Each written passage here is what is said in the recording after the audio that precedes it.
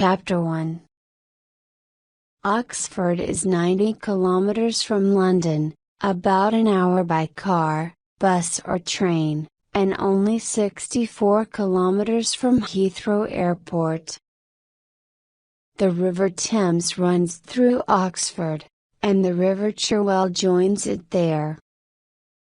The Thames then runs southeast towards London. The land is low, but there are hills to the west. Much of the city is old and very beautiful.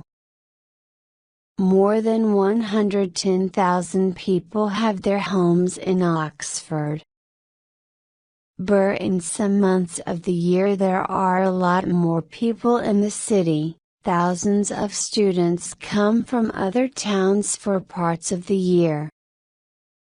The city is an important center for work, shopping and nightlife.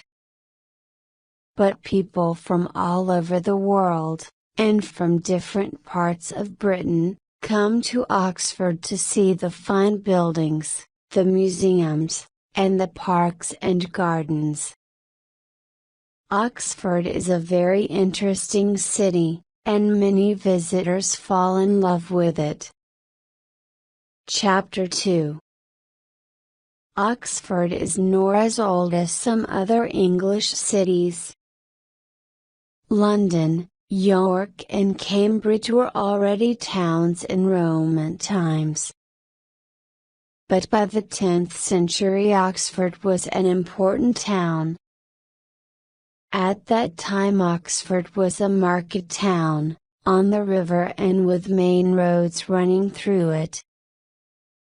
There were walls around the town, and about 5,000 people lived inside them.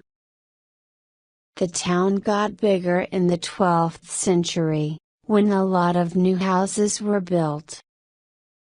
It was a rich business center, selling cloth and wool. By the year 1200, there were new walls, 3 stone bridges across the river, a castle, 16 churches and a palace. There were also the beginnings of a university.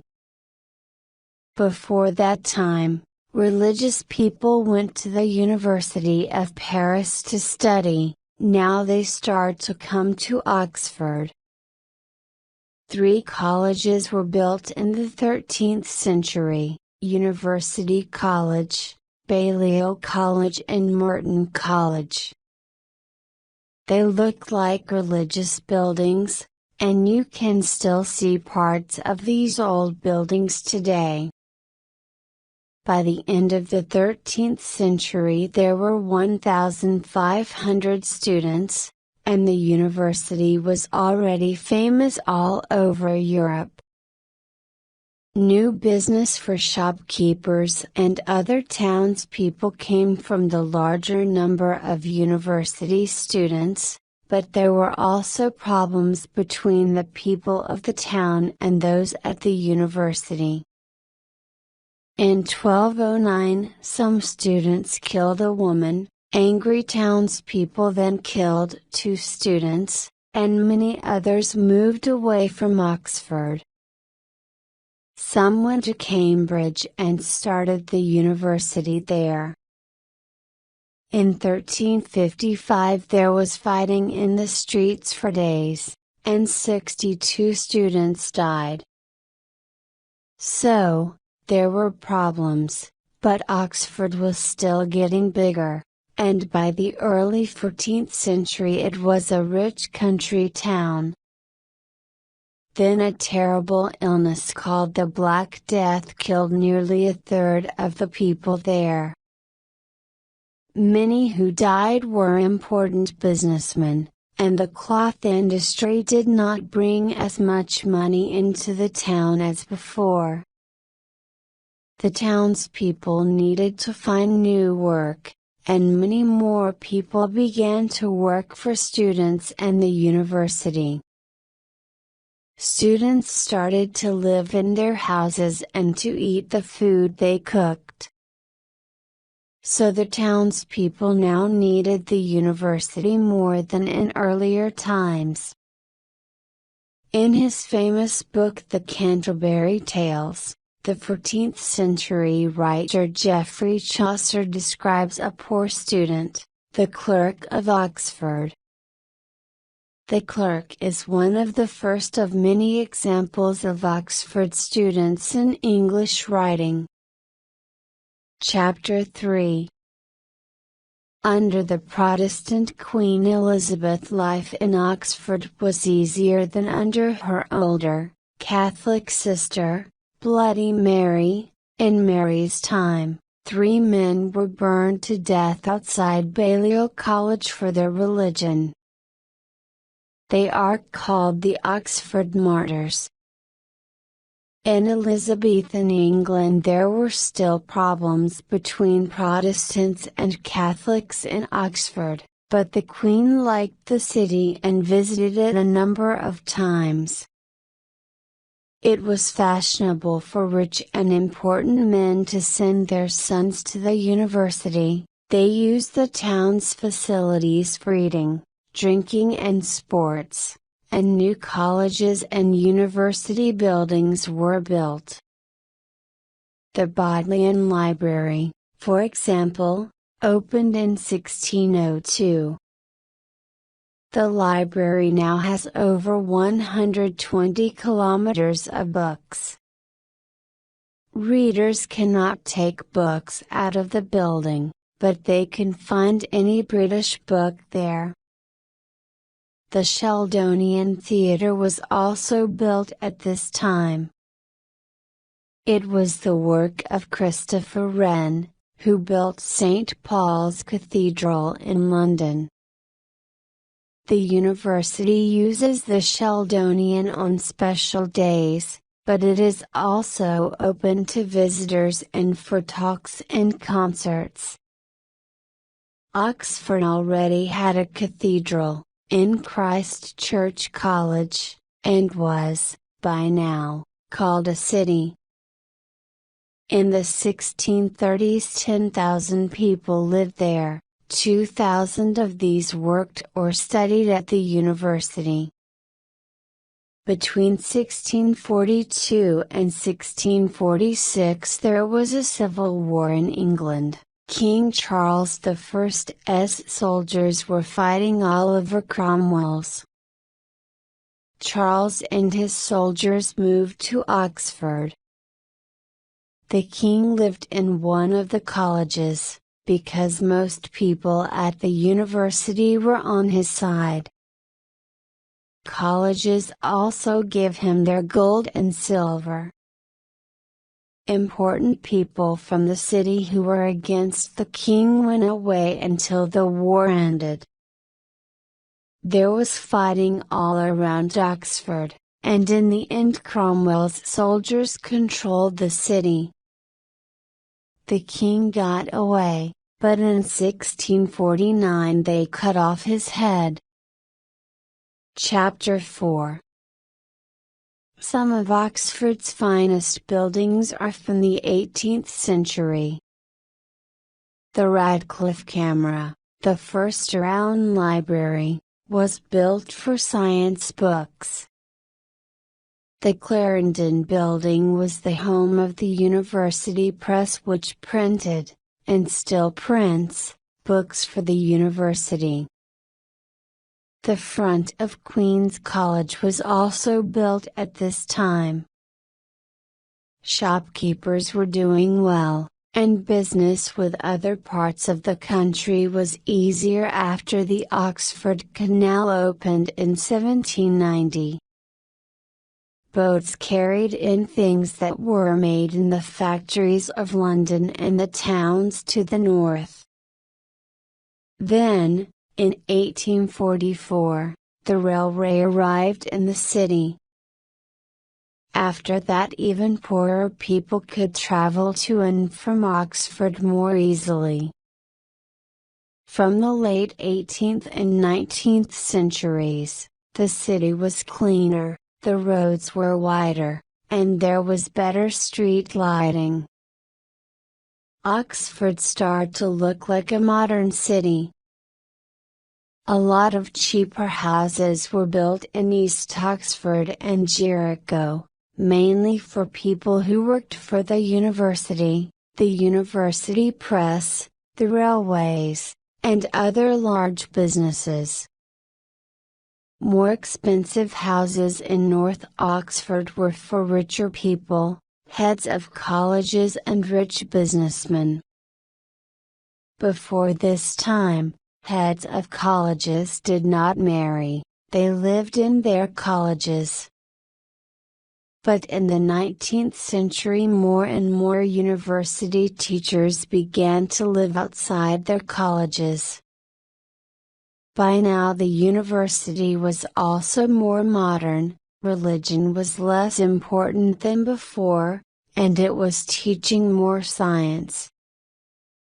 In 1879 the first 2 of 4 women's colleges opened.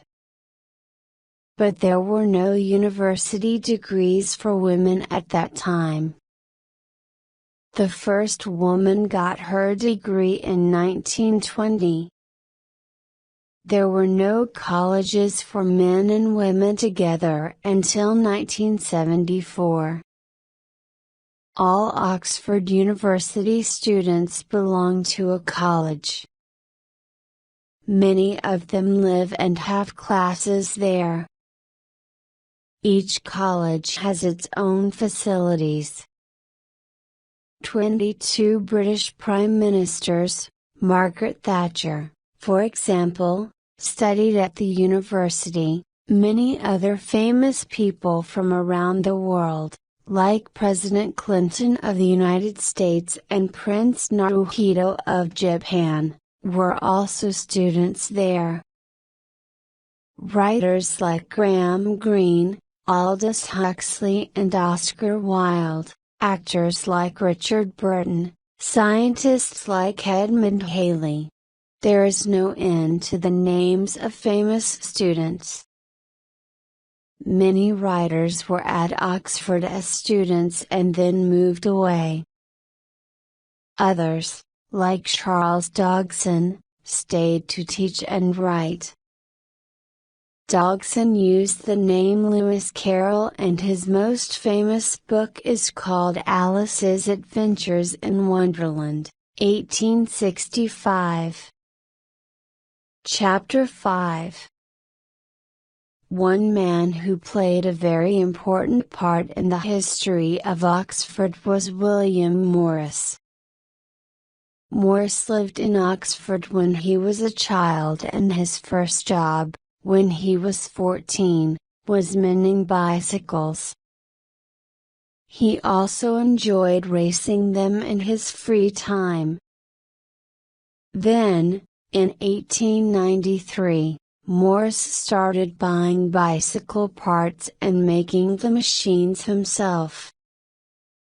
He opened a shop in the city center to sell them.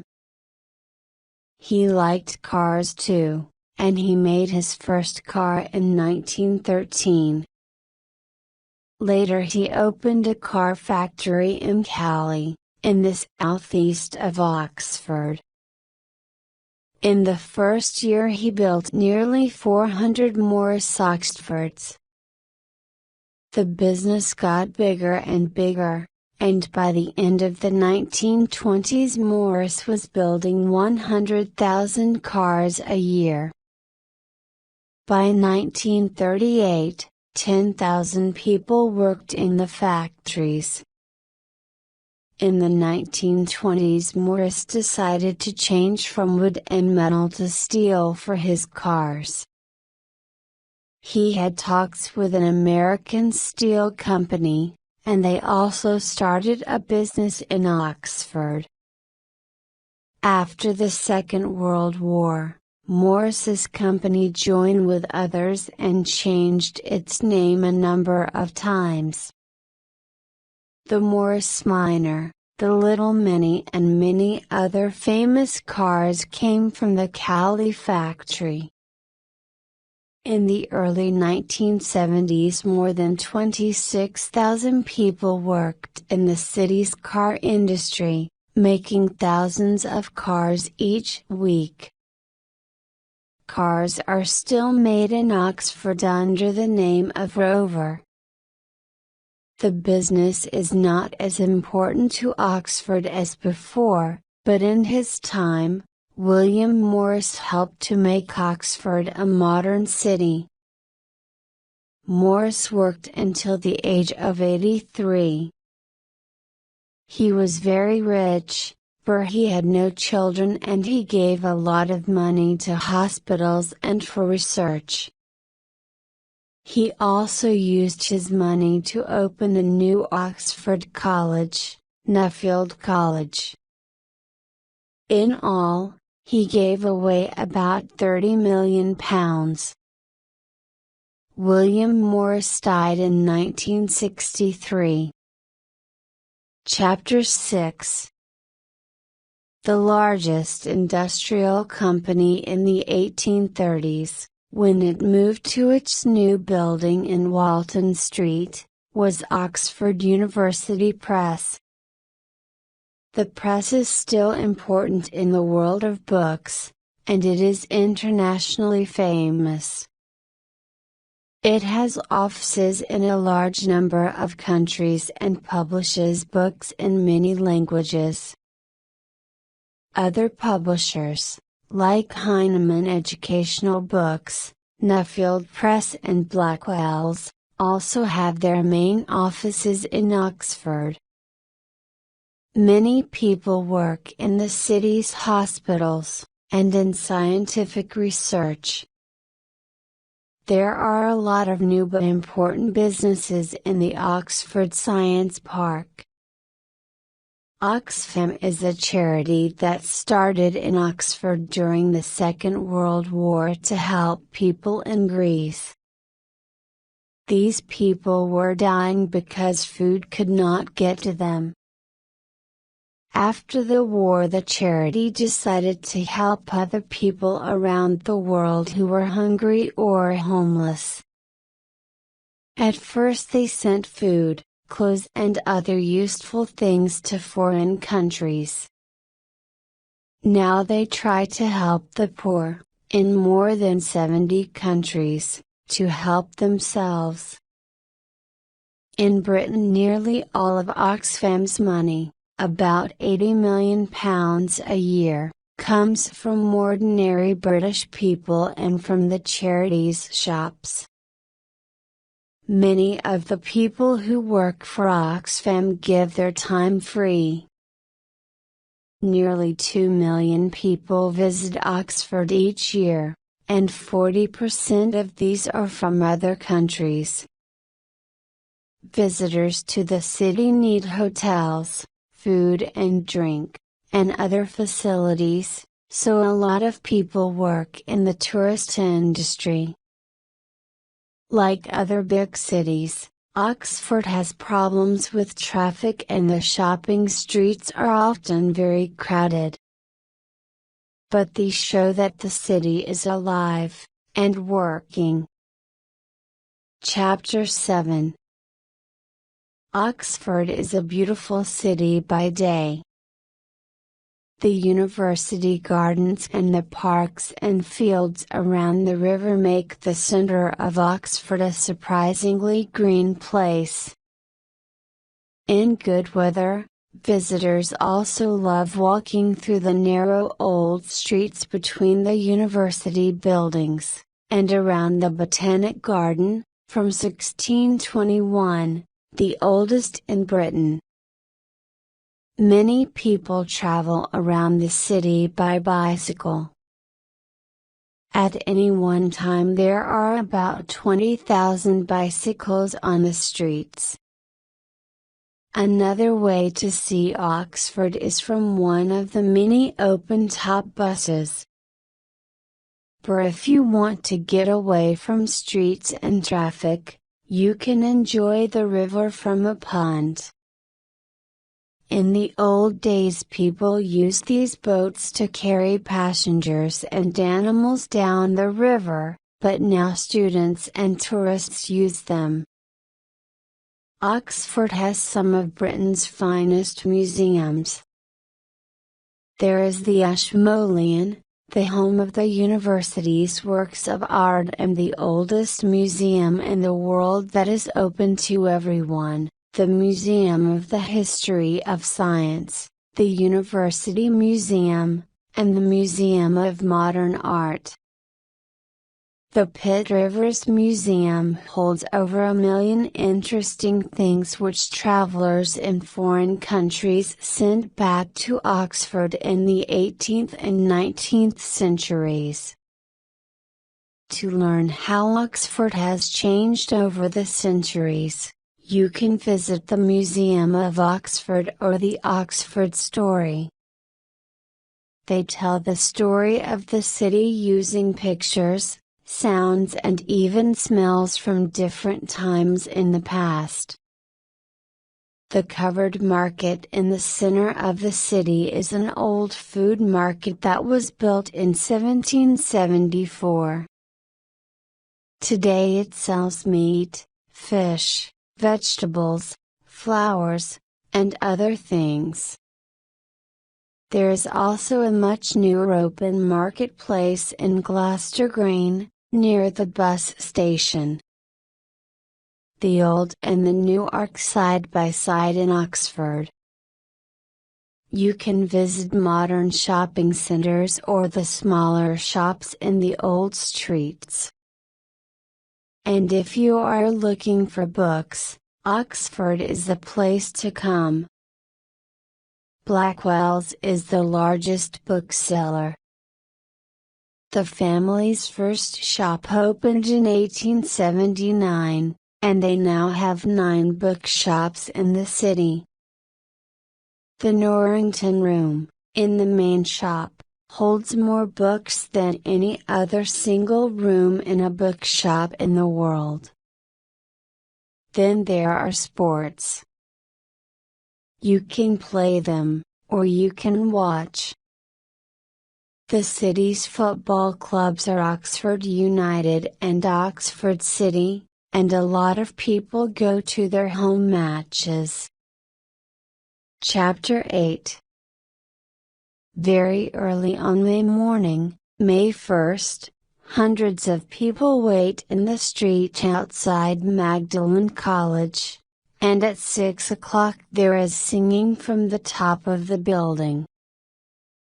The rest of the morning is a street party. People dance, talk, drink and enjoy themselves. A few students make the dangerous jump from Magdalen Bridge into the river below. St. Giles Fair is in early September. It started centuries ago. People came into the city to buy and sell, eat and drink, and play sports.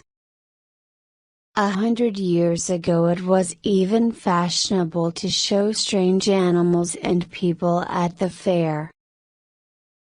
The boat race takes place on the Thames in London every year. It is a race between the universities of Oxford, in dark blue, and Cambridge, in light blue. People watch from the bridges or the sides of the river, and many more watch it on television. Eights Week is a week of boat races on the River Cherwell in Oxford. This time the races are between the different colleges. The river is narrow, so boats race one behind the other and try to touch the boat in front. Chapter 9. People were already making beer in Oxford 700 years ago, and by the late 14th century there were 32 brewers making beer. In more modern times, one of the most important brewers is Morell's. Morell's started making beer in 1792. Today the company is still in the same building, and the same family controls it. You can enjoy Oxford's beers in the very large number of pubs in and around the city. Some pubs are on the busy central streets and squares, others are beside the river or are in the quiet of the country. There are pubs with live music and pubs with popular games. Many pubs sell food, but if you prefer to eat in a restaurant, you can choose cheap or expensive food from Britain, Italy, China, India and other parts of the world. There are a number of cinemas in Oxford and 2 main theatres. The Oxford Playhouse and the Apollo Theatre have theatre, music and dance. The old fire station also has a small theatre, and music in the bar. And, of course, Oxford also has late-night live music and discos. Chapter 10. Oxford is a good centre for visits to the towns and villages in the country around it. One of the first places to visit is the small country town of Woodstock, about 13 kilometers away. Most visitors to Woodstock go to Blenheim Palace, the 18th century home of the Dukes of Marlborough, and the place where Winston Churchill was born. You can go inside the palace to look at fine old pictures and furniture and beautiful rooms. The long library, 55 meters from end to end, is one of the longest rooms in an English family home. You can walk in the palace gardens and the park. The park is very large, so there is a small train that travels across part of it. You can take a boat out on the water, eat, drink, shop and play. To the west of Oxford are the Cotswold Hills with their villages and small towns of yellow-grey stone. On Burford's fine High Street, you can see houses that were built, long ago, with money from wool and from the many travellers who came through the town. Near Burford is the Cotswold Wildlife Park, which keeps animals, fish and birds. Other good examples of beautiful Cotswold towns and villages are Chipping Campden, from where you can walk 145 kilometers along the Cotswold Way to the historic city of Bath, and Borden on the Water, on the River Windrush. Both of these get thousands of visitors in the summer months. At Cogges Manor Farm Museum, near the town of Witney, you can watch people using kitchens, farm machines and animals in the ways that they used them 100 years ago. On different summer weekends, people from the farm show visitors how to make bread, cover books or cut the wool from sheep. There is sometimes singing and dancing there too. Stratford-upon-Avon, 48 kilometers away, is famous as the place where William Shakespeare was born. People from all over the world go there to look at his house, his school and his wife's home. They also visit the theatres in Stratford to see works by Shakespeare and by other important writers. Shakespeare often stayed the night in Oxford when he was travelling from Stratford to London. Leaving Oxford by the railway towards London, the first stop is at Didcot, which is famous for its railway centre. There you can look at old trains, and sometimes it is possible to ride on them. Down the Thames, south of Oxford, are places like Abingdon, Dorchester and Wallingford, which are called older than Oxford. These and many other places make Oxford an interesting city to travel from. A visitor study shows that 80% of visitors prefer Oxford to other historic British towns. They do not like the traffic or the crowds, but they do like the buildings, the history and the shops. For most people, Oxford is a very interesting place.